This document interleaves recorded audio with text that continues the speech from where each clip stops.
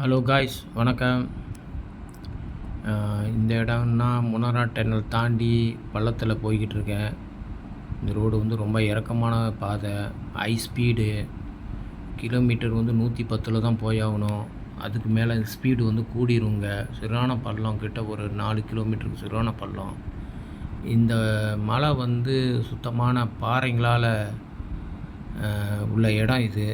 இது Swiss screen வச்சு தான் இந்த மலையை குடஞ்சி இந்த ரோட்டை போட்டிருந்தாங்க. இந்த இடத்துல இந்த ரோடு போட்டு கிட்டத்தட்ட 42 வருஷம் ஆகுது. அந்த ஹைவே திறந்தப்போ நான் வந்திருந்தேன்.